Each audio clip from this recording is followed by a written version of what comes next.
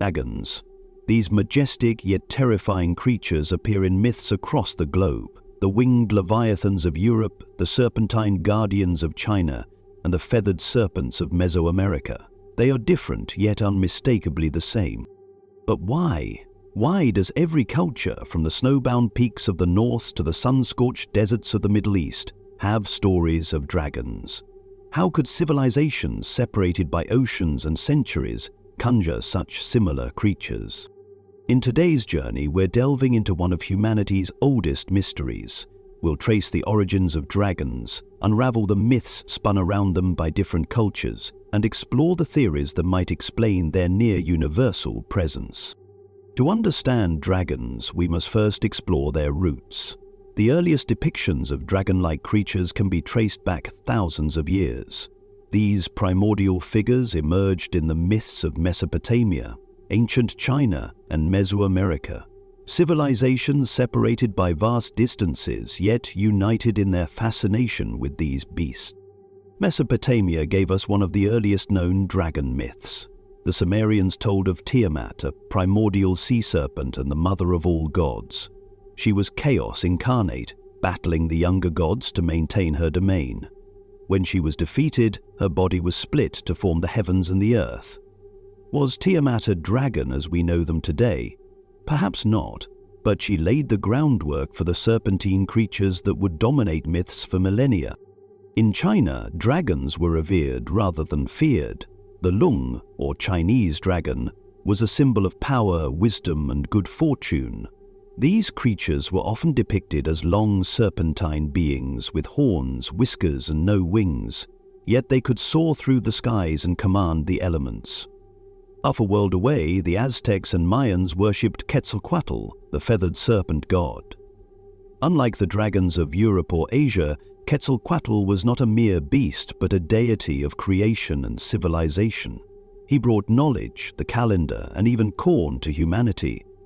His divine image, part bird, part serpent, reflected the interconnectedness of heaven and earth, life and death. Why do dragons appear in every corner of the world? Is it mere coincidence, or is there something deeper at play? Scholars, scientists, and storytellers alike have debated this question for centuries, offering theories that range from the natural to the metaphysical. One explanation lies in evolutionary psychology. Imagine a time long before civilization, when our ancestors lived in a world teeming with dangers. Early humans had to contend with massive predators, serpents, crocodiles, and large cats capable of striking with deadly precision. Over time, these threats may have imprinted themselves on our collective consciousness, forming an archetype of the ultimate predator. Studies have shown that humans have an innate fear of snakes, an instinct that likely evolved to protect us from venomous species. Dragons, with their coiling bodies and often reptilian features, may represent an exaggeration of this primal fear. Add wings and fire-breathing to the mix, and you have a creature that encapsulates humanity's deepest anxieties. Then there's the fossil theory. In ancient times, people stumbled upon the bones of enormous creatures buried in the earth. Without the knowledge of dinosaurs, they may have interpreted these remains as evidence of gigantic, fearsome beasts. The massive skulls of Triceratops or the elongated vertebrae of sauropods could easily be imagined as the remnants of dragons. In China, for instance, dinosaur fossils were often referred to as dragon bones and were even used in traditional medicine.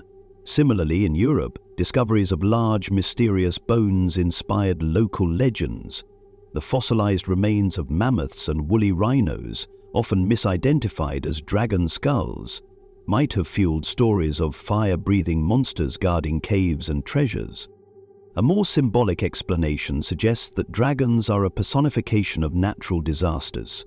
Cultures living near volcanoes, for example, might have seen fiery eruptions as the wrath of a slumbering beast.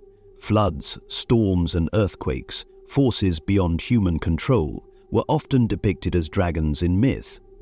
In Japan, the dragon Ryujin was said to dwell in the ocean depths, wielding control over the tides.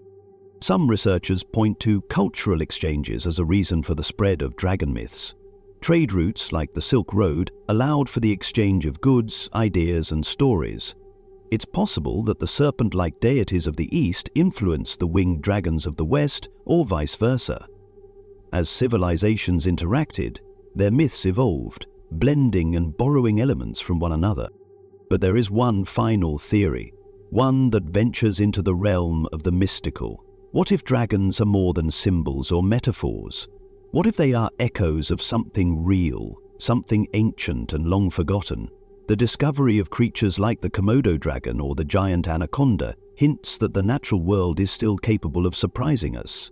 Could dragons have existed in some form, their memory surviving through the oral traditions of early humans? We may never know for certain.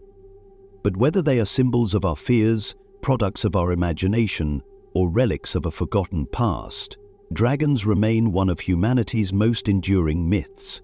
They challenge us to confront the unknown, to face the forces that lie beyond our comprehension. Thank you for watching. If you liked the video, don't forget to like and subscribe. Until next time.